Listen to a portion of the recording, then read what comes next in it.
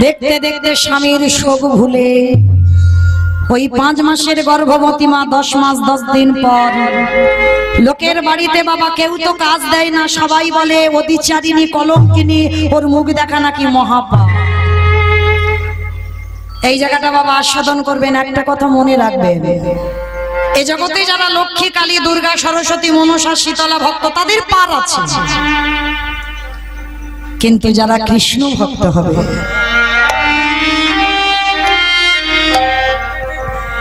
মৃত্যুর আগের দিন পর্যন্ত বাবা তাদের খাবে।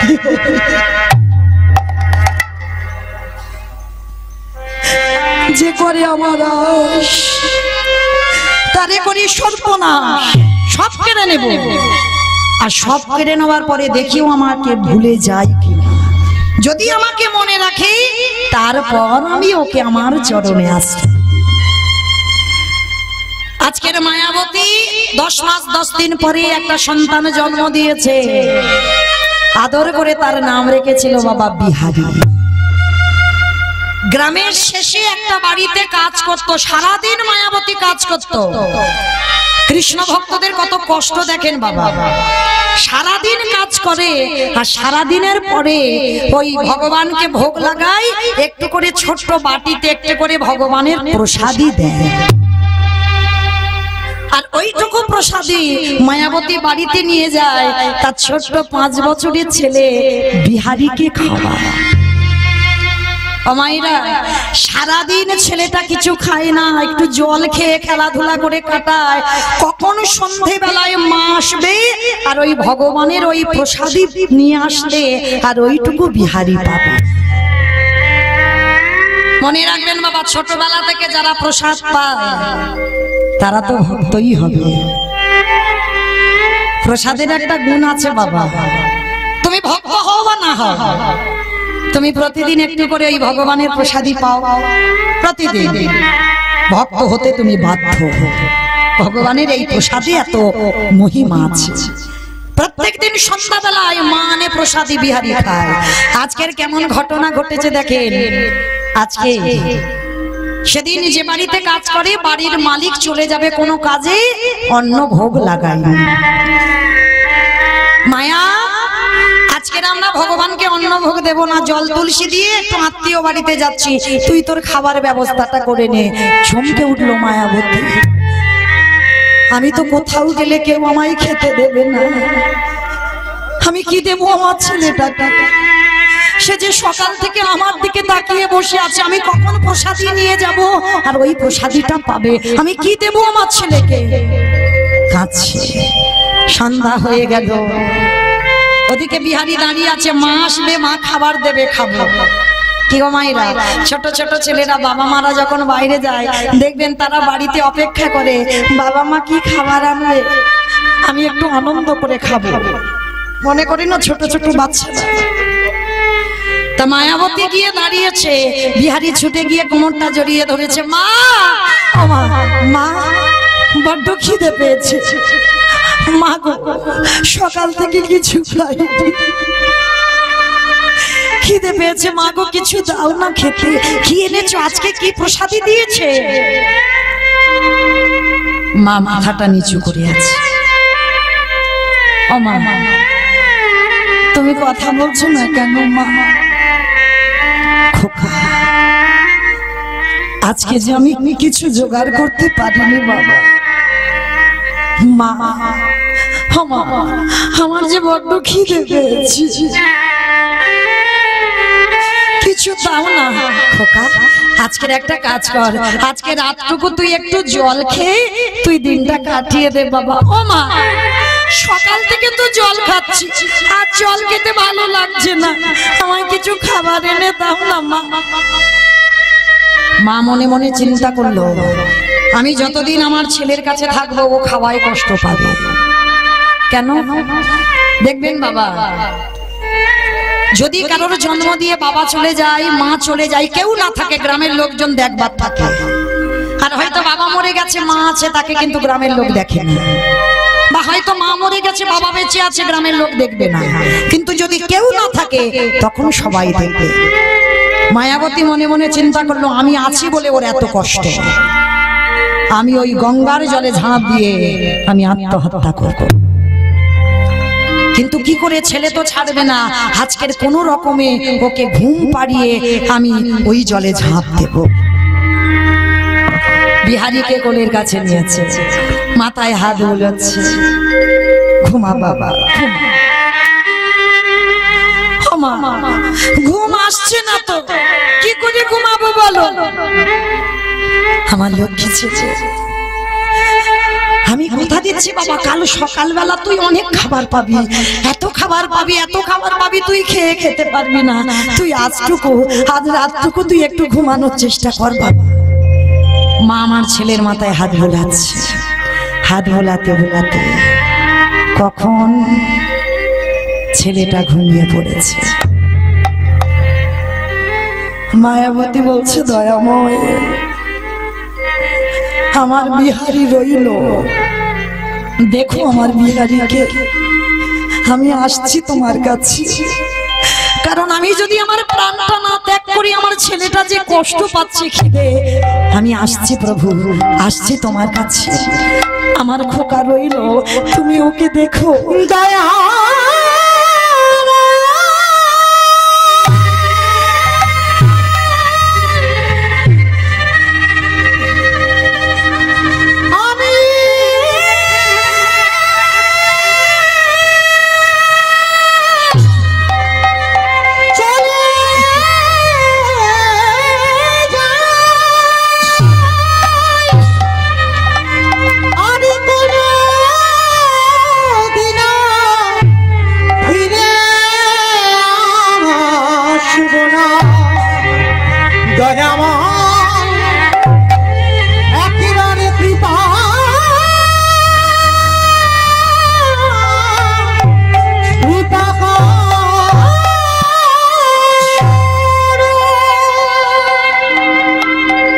আর দেখা হবে না। আমার জীবন নদীর নাইয়া, আমি আসছি প্রভু তোমার ছবির খেলা সঙ্গ হলে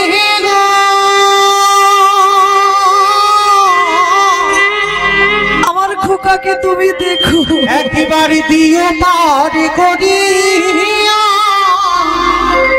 আমার জীবন নদীরে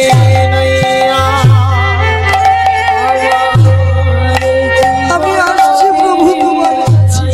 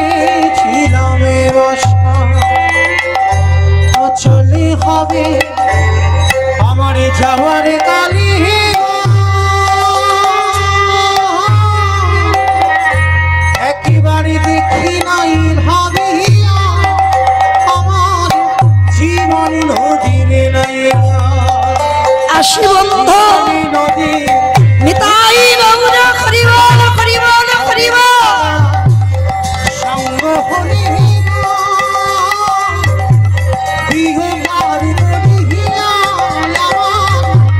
জীবন নদী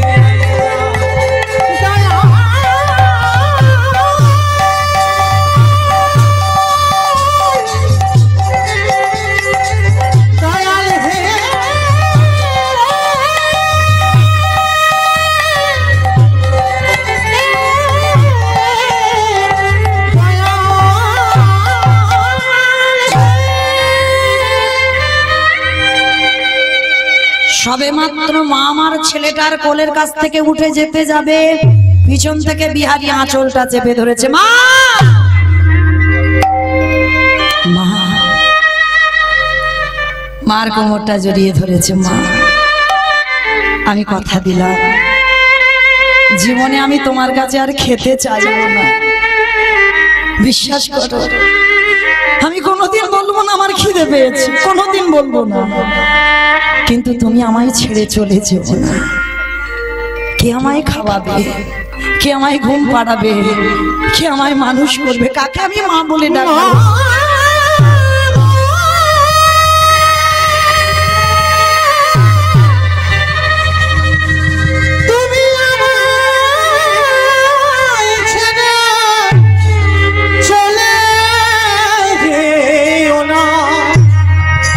মাগো তুমি ছাড়া আমার কেহ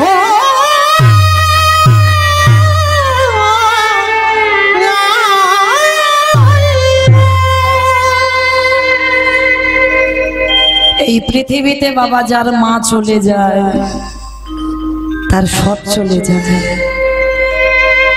তার আর কেউ থাকে না। সবার ভালোবাসায় কিছু না কিছু স্বার্থ থাকে, কিন্তু আমার মার ভালোবাসায় কোনো স্বার্থ থাকে না। আর যার মা চলে যায় তার পৃথিবীতে সব হারিয়ে যায়।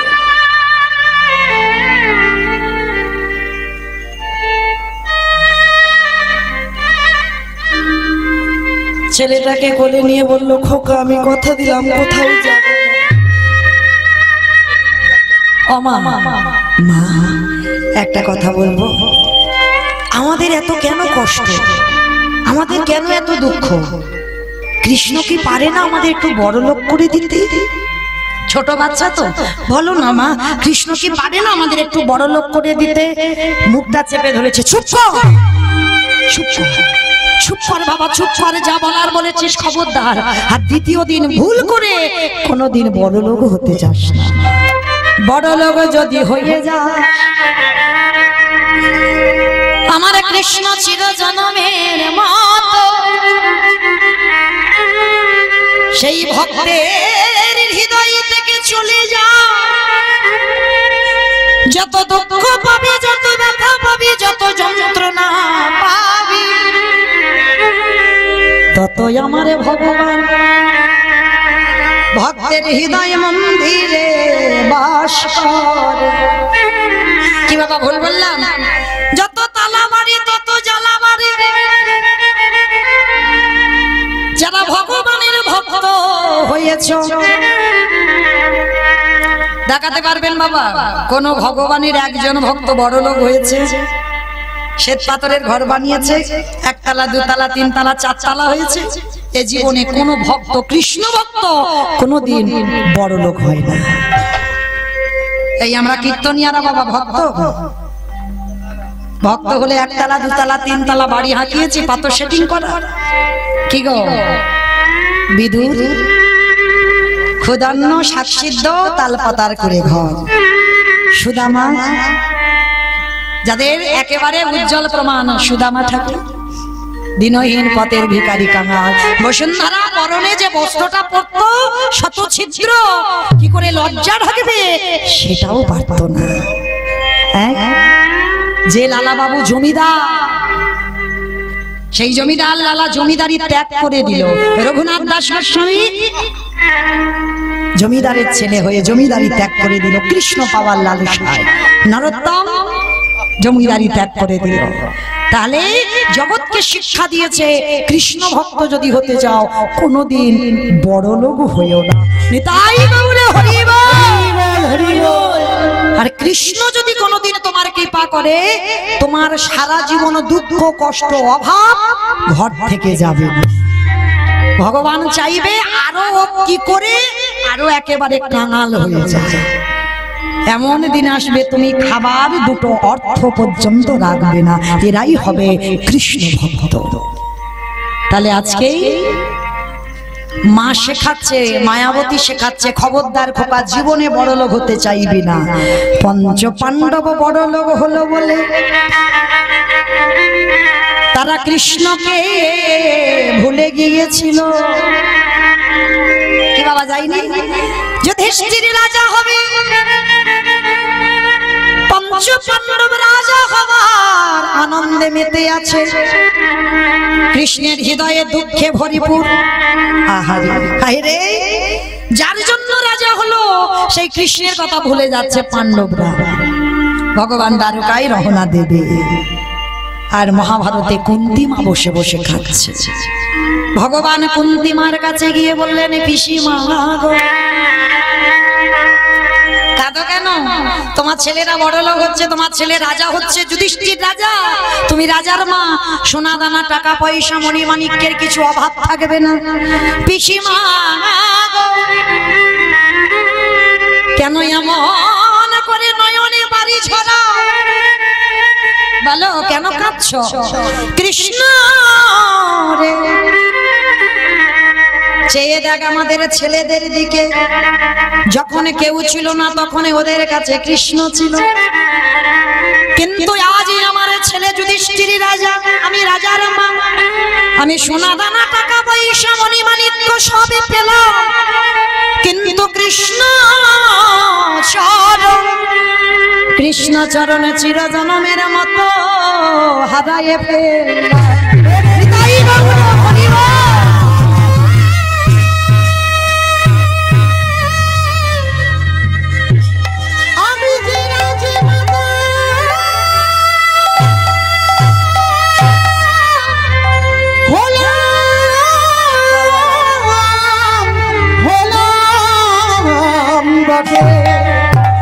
কিন্তু কৃষ্ণ চরণ, কৃষ্ণ চরণ হারায়ে কোনটা সুখ? কৃষ্ণ কাছে থাকলে সুখ না কৃষ্ণ চলে গেলে সুখ? চাই না, চাই না। যে সুখে আমার কৃষ্ণ হারাতে হয়, যে সুখে আমার কৃষ্ণ চলে যায়, আমি সেই সুখ চাই না। ফিরিয়ে দে আমার কষ্ট, ফিরিয়ে দে আমার দুঃখ, ফিরিয়ে দে আমার জ্বালা যন্ত্রণা অভাব।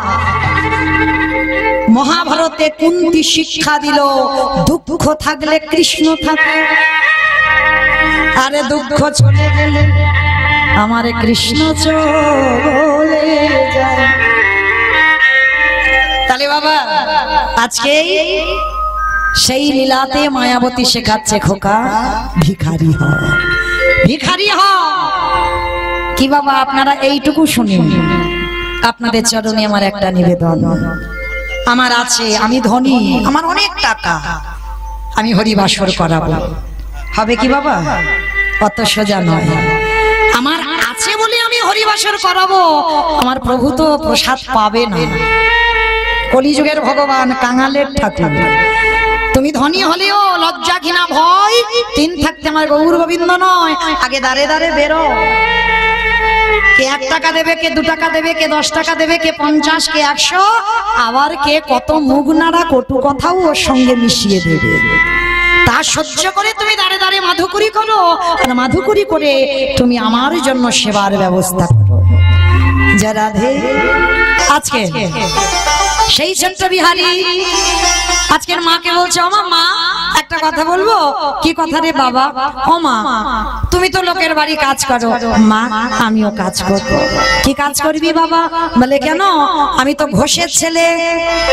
ও মায়েরা বলো তো, ঘোষেদের একটা জাত ব্যবসা আছে। কি ব্যবসা? দুধে জল দেওয়া। দুধে জল দেওয়া?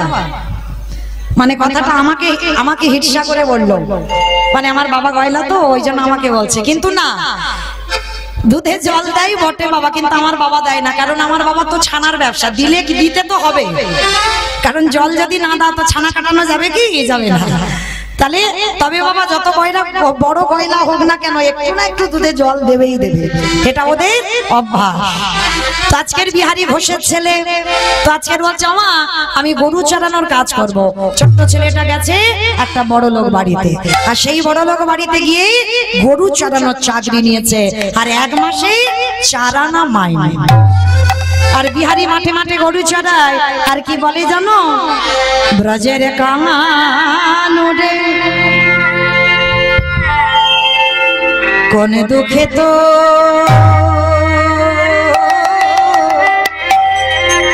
রাজা হলি দ্বারকাপুর।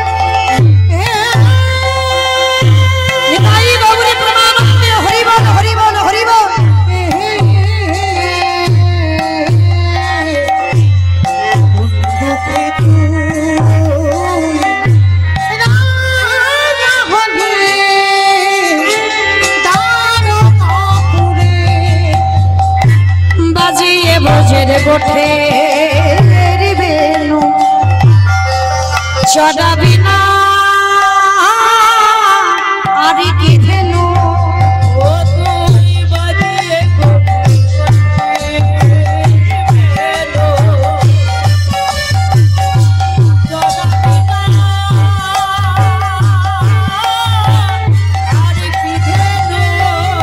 ও তুই করিবি না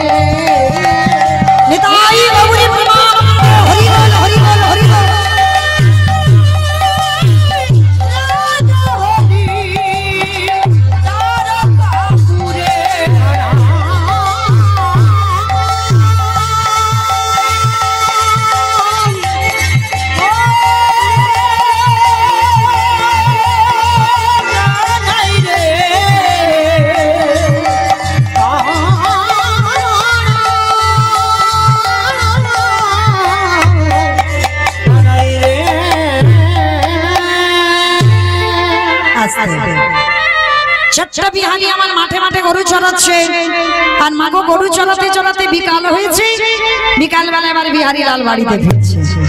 আর ঠিক আজকের মায়েরা এই দাদা ভাইরা যেমন আমার দ্বারা কীর্তন গাওয়াচ্ছে, আমার পরবর্তীতে আবার দাদা ভাই আসছেন, তিনিও লীলা গান পরিবেশন করবে।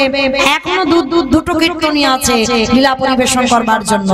তো বাবা আমার পরে যে দাদা ভাই আসবে লীলা পরিবেশন করবেন, তো এইরকম কাটোয়া কাঞ্চননগরে একটা ভাগবতের আসর করেছে।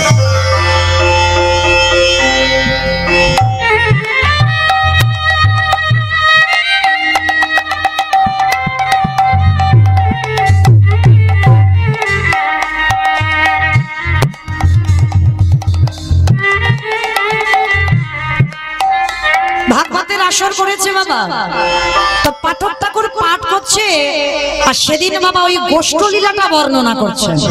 মানে ভগবান কৃষ্ণ সকালবেলা গোষ্ঠে গেছে, আর বিকালবেলা গোষ্ঠ গোচরণ করে বাড়ি ফিরছে, ওই লীলাটা গাইছে। আর বিহারী লাল রাস্তা দিয়ে যেতে যেতে, বাবা কত লোক বসে আছে, আর কে যেন কি বলছে, দাঁড়াও তো দেখি কি বলে।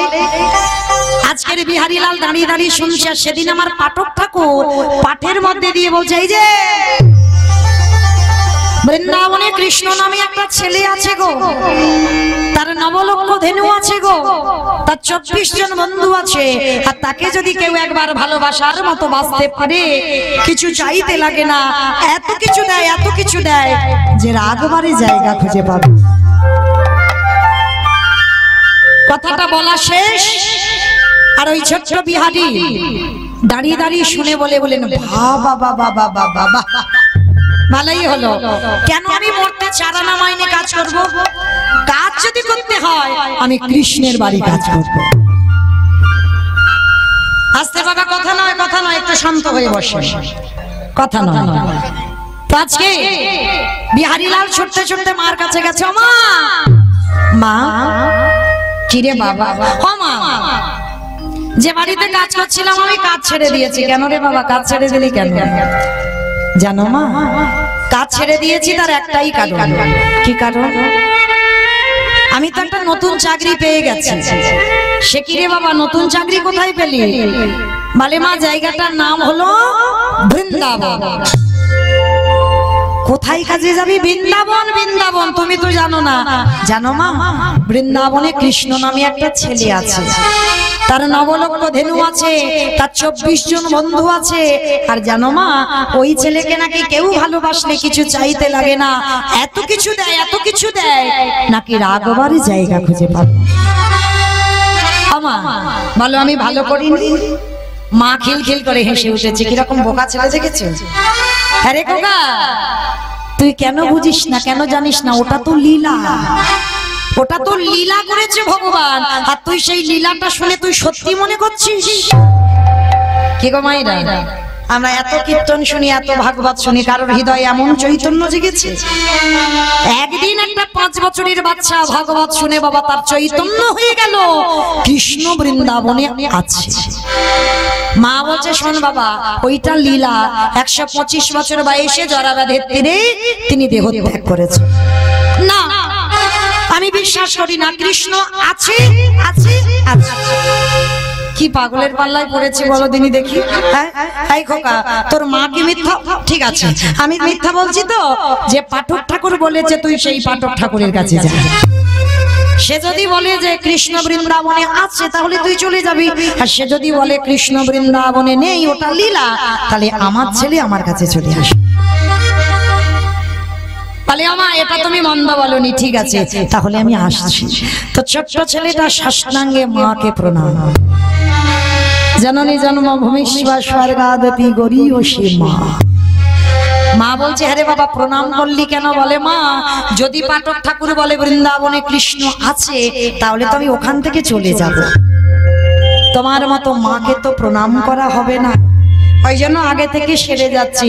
মা মাথায় হাত দিয়ে বলল, খোকা, তুই যে কাজে যাচ্ছিস তোর কাজ যেন সফল হয়। কি বাবা ঠাকুর, সব থেকে বড় শক্তি হলো মায়ের আশীর্বাদ, আর এটা যদি কেউ পেয়ে যায় তার সব কাজে জয় জয়কার হবেই হবে। তার মার চরণ ধুলা নিয়ে সেই পাঠক ঠাকুরের কাছে গেছে, ঠাকুর মশাই, ঠাকুর মশাই। কিরে বাবা, আচ্ছা সত্যি করে বলবে, তুমি এখানে কালকের বসে বলনি বৃন্দাবনে কৃষ্ণ নামে একটা ছেলে আছে? হ্যাঁ বলেছি। তুমি বলনি তার নবলক্ষ ধেনু আছে? হ্যাঁ বলেছি। তুমি বলনি তার 24 জন বন্ধু আছে? হ্যাঁ বলেছি। তুমি বলনি তার কাছে চাইতে লাগে না, ভালোবাসলে অনেক কিছু দিয়ে দেয়? বলো, বলনি? হ্যাঁ বলেছি। তা কি হয়েছে তুমি জানো? যে বাড়িতে কাজ করছিলাম আমি সেই চারানা মাইনের কাজ ছেড়ে দিয়েছি। জানো, আমি কৃষ্ণের বাড়িতে কাজ করতেছি। কিন্তু আমার মা বলছে ওটা নাকি লীলা, কৃষ্ণ নাকি বৃন্দাবনে আর থাকে না, তিনি নাকি দেহত্যাগ করেছেন জরাব্যাধির তীরে। তুমি বলো না, সত্যি কি কৃষ্ণ বৃন্দাবনে নেই? ছেলেটার আকুলি বিকুলি দেখে পাঠক ঠাকুর যে সত্যি কথাটা বলবে যে ওটা ঠিক, সেটা বলতে পারছে না। ওর ভক্তি আর ওর বিশ্বাস দেখে পাঠক ঠাকুর বলেছিল, খোকা, আমাদের ডাকে বৃন্দাবনে কৃষ্ণ নামবে না, অন্য কারোর ডাকে নামবে কিনা জানি না, তবে খোকা, ওরে বিহারী রে,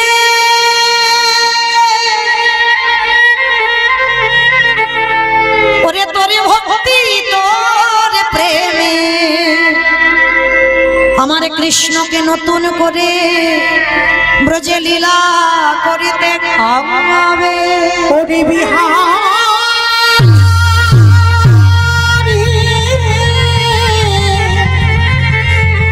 ওরে এমনই অনুরাগী না হলে কৃষ্ণ পাওয়া এমন ভালোবাসা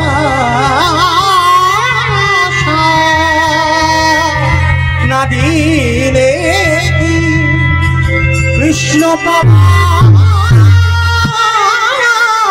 যায় রে। ছোট্ট 5 বছরের বাচ্চাটা একেবারে লাফ দিয়ে উঠেছে, ঠাকুর মশাই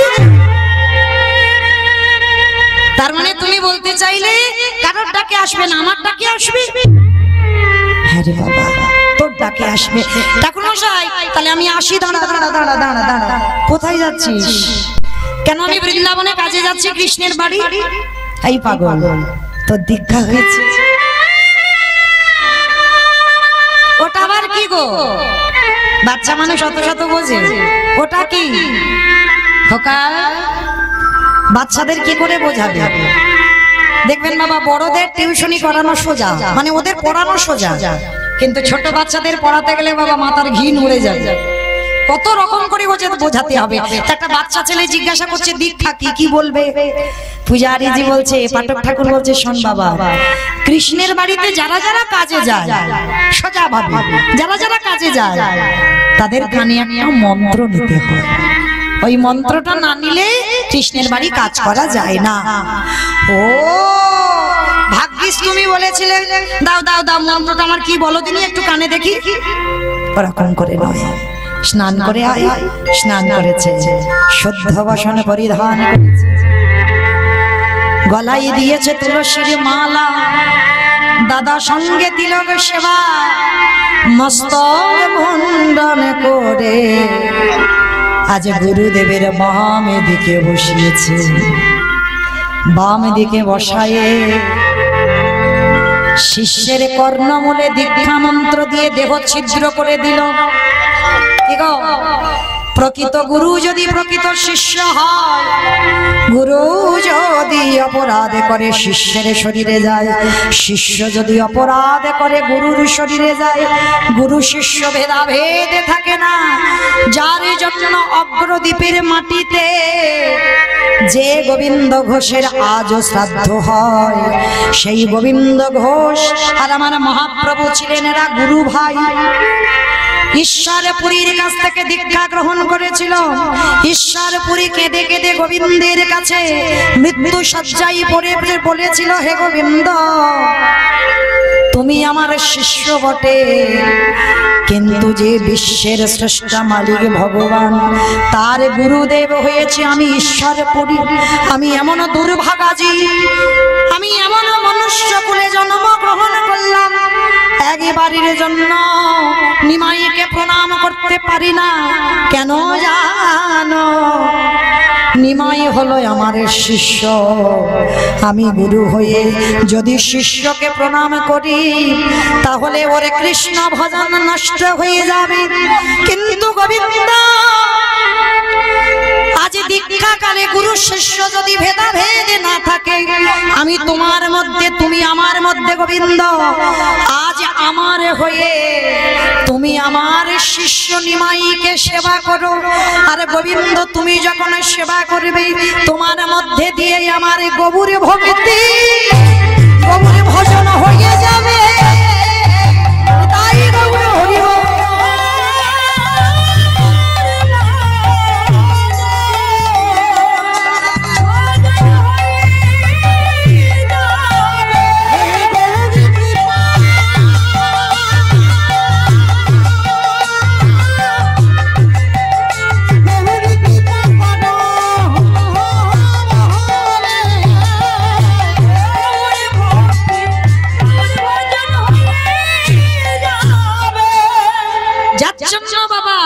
ওই বৃন্দাবনে যাবার সময় অনেক ভক্ত ছিল, কাউকে নেয়নি।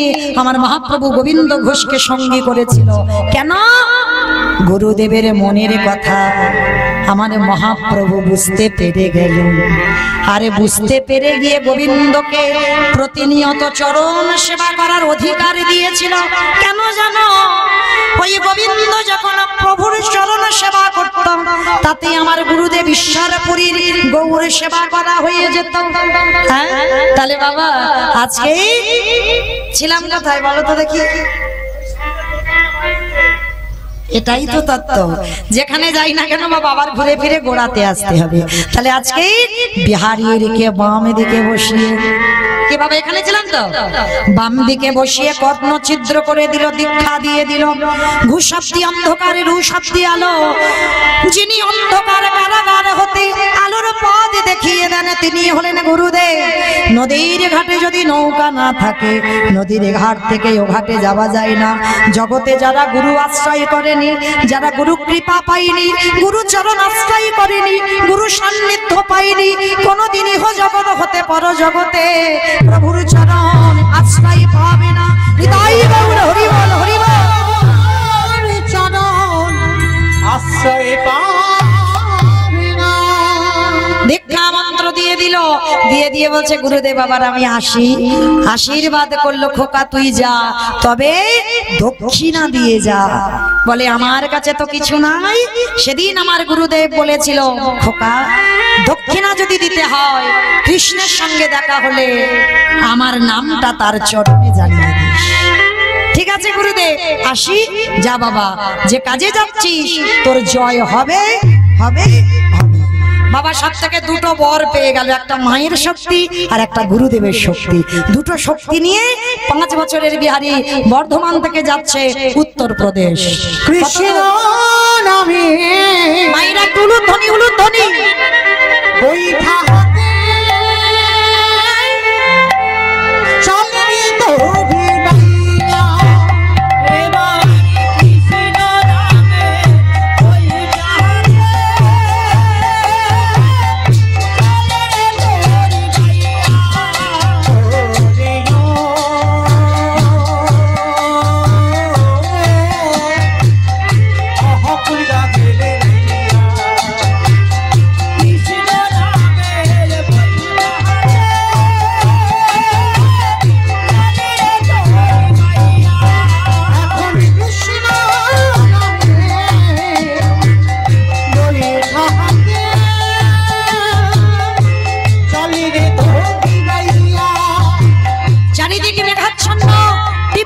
বৃষ্টি পড়ছে, মোহর মোহর বর্ষপাত। আকাশকে দেখে বলে উঠলেন কৃষ্ণ। আকাশে ঘিরে মেঘে জমে একবার কাছে করে নেন।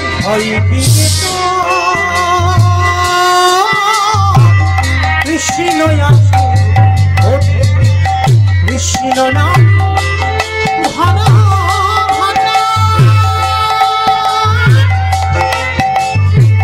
দেহে গুড়াইয়া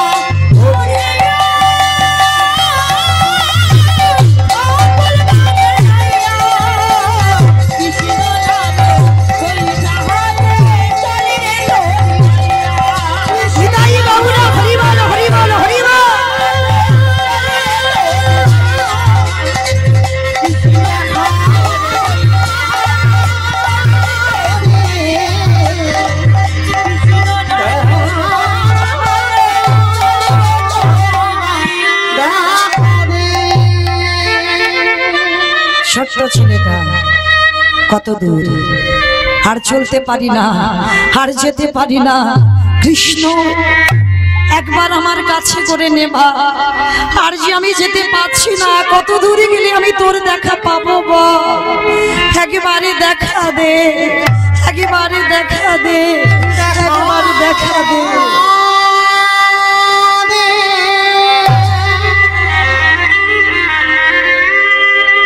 ওরে কৃষ্ণ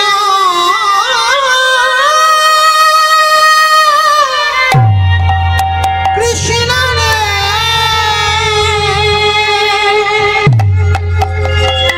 আমি তো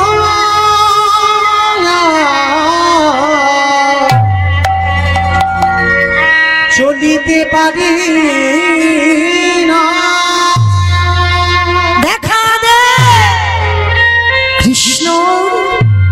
যেই না চরণটা ফেলেছে চরণে কণ্টক বিদীর্ণ হয়েছে।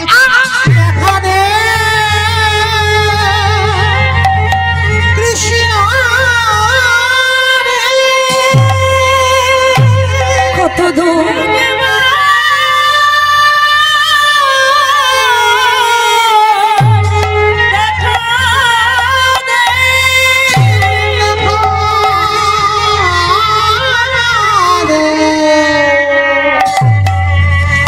কৃষ্ণ রে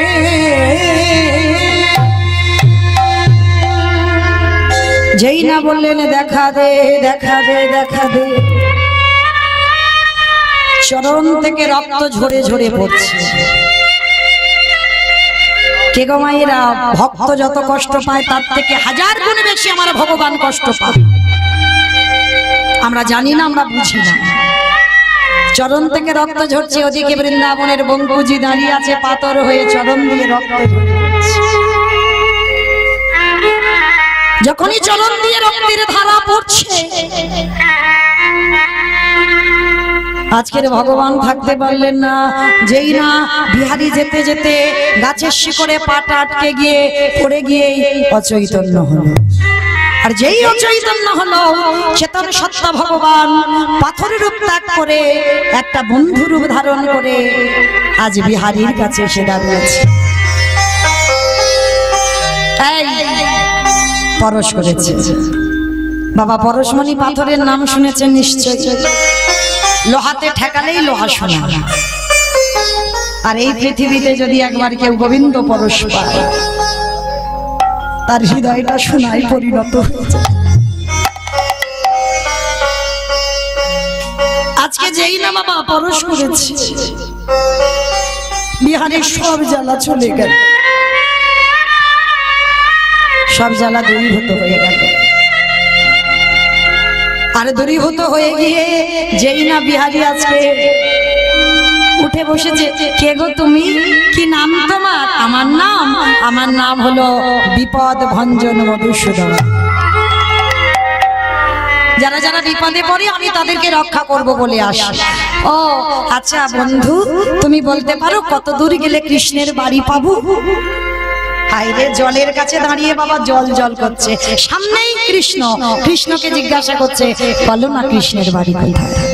এই কৃষ্ণের বাড়ি জেনে তোর লাভ কি জানো? আমি বর্ধমান থেকে এসেছি, আমার মায়ের দুঃখ মোচন করব বলে কৃষ্ণের বাড়ি কাজ করতে চাই। বলো না কৃষ্ণের বাড়ি কত দূর? দাঁড়া, কৃষ্ণের বাড়ি যেতে চাস তো? ভগবান মনে মনে করছে একে কি করে বলবো যে ওটা লীলা, কৃষ্ণ এখন থাকে না বৃন্দাবনে, সে তো দেহ ত্যাগ করেছে। কিন্তু এইটুকু বালককে আমি কি বোঝাবো? কিন্তু আমার যে সেবা পূজা করে তার বাড়িতে তো অনেক গরু, আমি মিথ্যা করে বলবো ওইটা কৃষ্ণের বাড়ি। দেখিয়ে দিল বিহারী, তুই তো এসে গেছিস, ওই তো ওই যে বাড়িটা দেখতে পাচ্ছিস ওটাই হলো কৃষ্ণের বাড়ি। ও ওইটা কৃষ্ণের বাড়ি, ঠিক আছে বন্ধু চলো না আমার সঙ্গে একটু যাবে। ভগবান বলে এই রে, ভক্ত যদি হাত ধরে আর না ছাড়ে। কি গো বাবা, ভগবান কোথায় ভয় পাই গো? প্রকৃত ভক্তের কাছে। ভক্তই পারে ভগবানকে মারতে, ভক্তই পারে ভগবানকে চোখ রাঙাতে, ভক্তই পারে ভগবানকে শাসন করতে। আর ভক্তের কাছে ভগবান দুর্বল হয়ে যায়। ভগবানের ভয় হাত ধরে যাবে যদি না ছাড়ে। আমি তো মন্দির থেকে এসেছি, আমাকে পূজারি তো খুঁজে পাবে না, কি হবে তখন? বলছে বিহারী তুই যা, সময় হলে আমায় ডাকবি, আমি তোর কাছে আবার দেখা করব। ঠিক আছে বন্ধু, কখন আসবে? শোন, নিরজনে বসে, লোকালয় নয়। এই যে আমি যদি এখন হা কৃষ্ণ প্রাণ গোবিন্দ বলে ডাকি, ভগবান এসে দুম করে দাঁড়াবে? যদি দাঁড়ায় কেউ কানা হবে, খোঁড়া হবে, বোবা হবে, কেউ চোখে দেখতে পাবে না, এই অবস্থা তো হবে। কারণ সবার সেই নয়ন এখন হয়নি।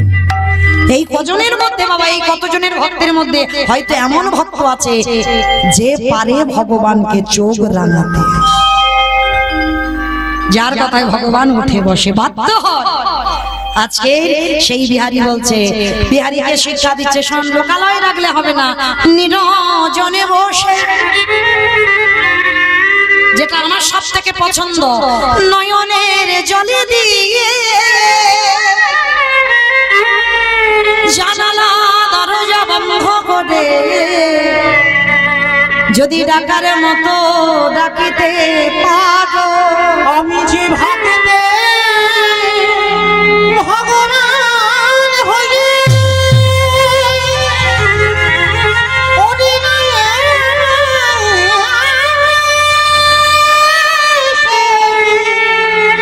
রহিতে পারি, আমি যে ভাবতে ভগবান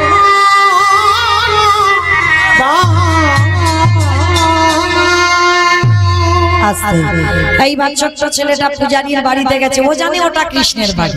কিরকম ঘটনাটা ঘটলো দেখে। ও তো ছোট্ট ছেলে, সোজা সরল ছেলে, গিয়ে ডাকছে কৃষ্ণ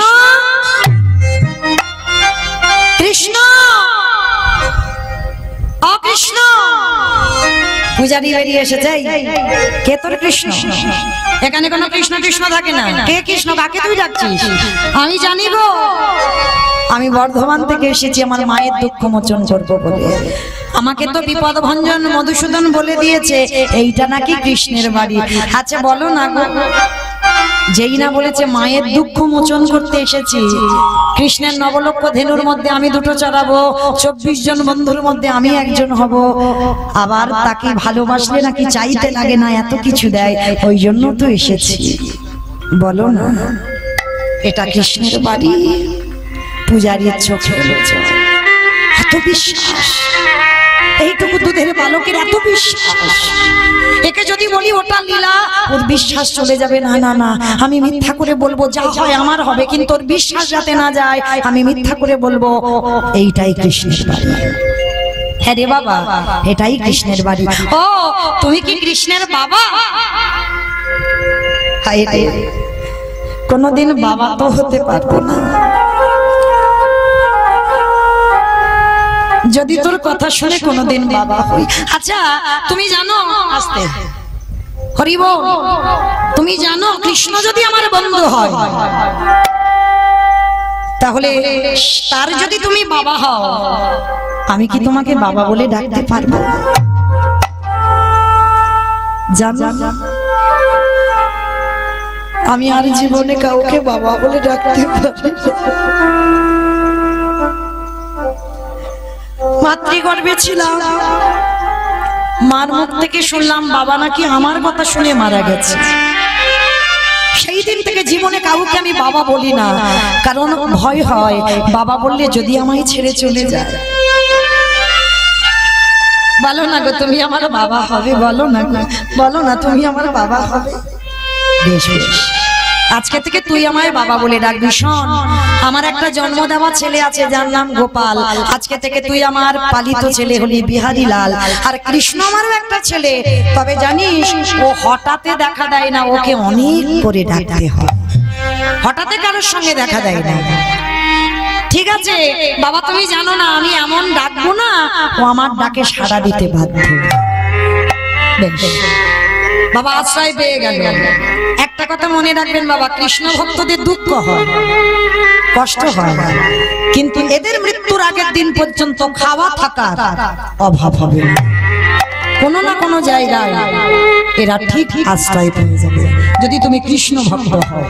আজকে বিহারী গরু চড়াতে যাচ্ছে, আর গরু চড়াতে গিয়ে মনে মনে ভাবছে, আচ্ছা শুনলাম তো সেই পাটক ঠাকুর গুরুদেব বলল কৃষ্ণের নবলক্ষ ধেনু, 24 জন বন্ধু, কৃষ্ণ তারা কই? গরু চড়াচ্ছে, কই দেখতে পাচ্ছি না তো, আমি তো একা গরু চড়াচ্ছি।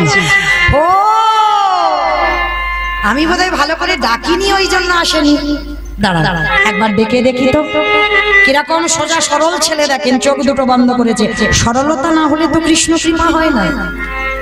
মনে রাখবে বাবা, মাথায় এইটা রেখে দেবেন, হৃদয়টা যেন তোমার সরল হয়।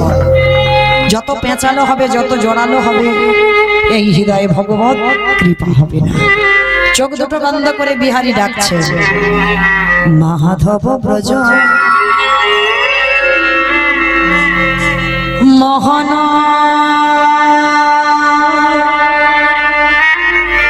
শ্যাম সুন্দর গিরি ধারি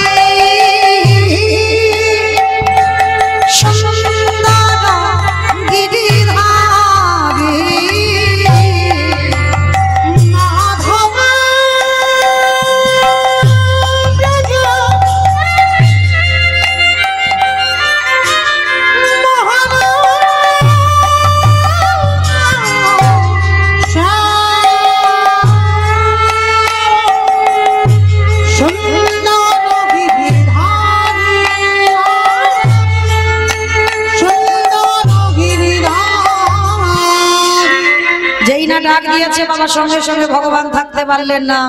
হাতে বাঁশি, মোহন বাঁশি হাতে নিয়ে, নবলক্ষ ধেনু নিয়ে, 24 জন বন্ধু নিয়ে গোষ্ঠোপচারণ।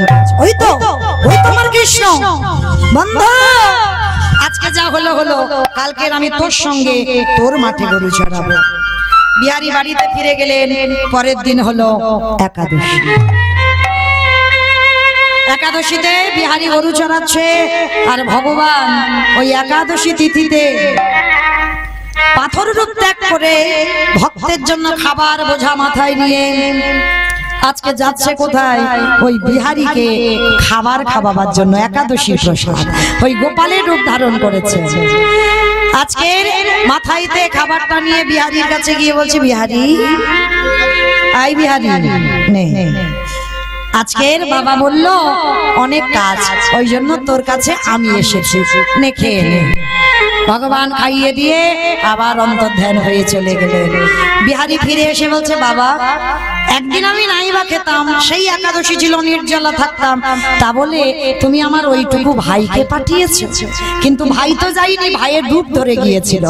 এবার যেই না ভাইয়ের রূপ ধরে গেছে, পূজারি মনে মনে করছে আমি কাউকে পাঠালাম না, তাহলে কে গেল বিহারীকে খাওয়াতে?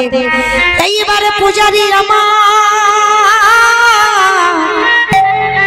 যেই না মন্দিরের দরজা খুলেছে, দেখে না মোহন মুরলী হাতে বাঁকা করে, বাঁকা কালো শশী দাঁড়িয়ে আছে ওই চরণের দিকে। রক্তের ধারা বিগলিত হচ্ছে, এমন ভক্ত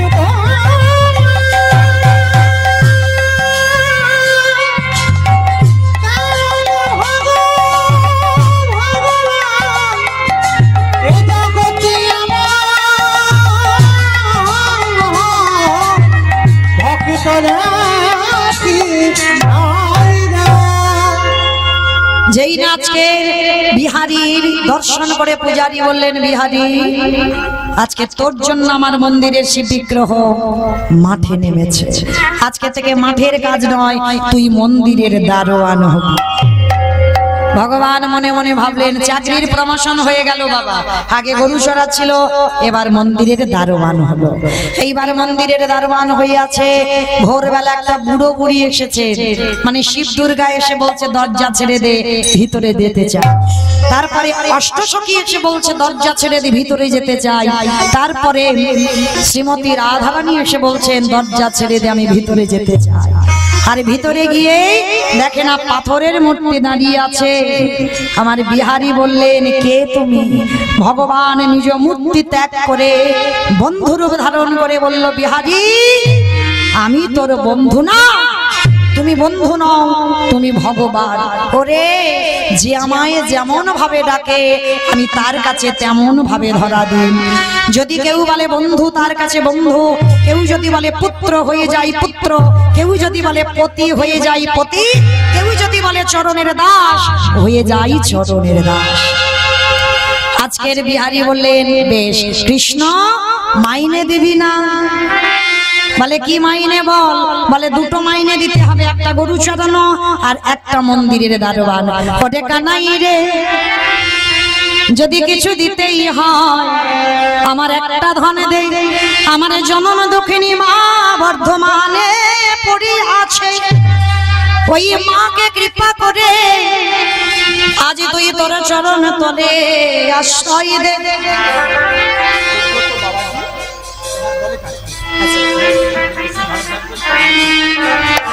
তাহলে মাকে কৃপা কর। আর দ্বিতীয় বলে হলো আমার গুরুজিকে তোমার চরণ তলে আশ্রয়। আজকের বিহারীকে বললো, বিহারী তুই কিছু নিবি? তুই কিছু নিবি না? বলে আজকে থেকে তোকে আমি নিজে দিয়ে দিলাম বৃন্দাবনে। আজকে থেকে আমার নাম হলো বঙ্গ বিহারী লাল কি, বঙ্গ বিহারী লাল কি, বঙ্গ বিহারী লাল কি। ভক্তগণ সবাই মিলে ভগবানের সেই যুগল রূপ দর্শন করলেন। আপনাদের মতো ভক্ত চরণে একটা নিবেদন, আমার এই দাদা ভাইরা অনেক কষ্ট করে, অনেক পথ পরিশ্রম করে এত সুন্দর হরিবাসরটা, এত বড় হরিবাসর সাজিয়েছে। দেখেন বৃষ্টি হলেও কীর্তন কিন্তু চলবে। তাহলে কত টাকার প্যান্ডেল করেছে, সুন্দর সাজিয়েছে হরিবাসরটা। তাতে তো বাবা কিছু অর্থের প্রয়োজন। শুধু তাই নয়, গ্রামে গ্রামে নগরে নগরে ভিক্ষা করেছে। কতজন দিয়েছে কতজন দেয়নি বাবা, কিন্তু কত গালাগালি খেয়েও তবু হরি নামের জন্য তারা ভিখারি হয়েছে। তাই আপনাদের মতো ভক্ত চরণে আমার দাদা ভাইরা যাচ্ছেন। আমি আমার দাদা ভাইদের হয়ে আপনাদের চরণে প্রত্যেকের কাছে নিবেদন, প্রত্যেকে কিছু না কিছু আমার এই দাদা ভাইদের আঁচলে দেবেন। আপনাদের দান নিয়ে যেন এই হরিবাসর আরো দীর্ঘস্থায়ী হয়, আরো যেন বড় হয়। পরবর্তী দিনে এই হরিবাসরে আমি আসি বা না আসি, আরো যেন বড় বড় কীর্তনিয়ারা লীলা পরিবেশন করতে পারে। নিতাই গৌর প্রেমানন্দে হরি। তবে বাবা কেউ বইমুখ করে দেবেন না, ভগবত সেবায় অবশ্যই কিছু দান করবেন, এইটুকু আপনাদের চরণে নিবেদন। কারণ ব্যাংকে টাকা রাখতে গেলে বাবা নমিনও লাগে, আর আমার মহাপ্রভুর ব্যাংকে কিছু রাখতে গেলে কোনো নমিনের দরকার হয় না, ভগবান নমিন হয়ে দাঁড়ায়।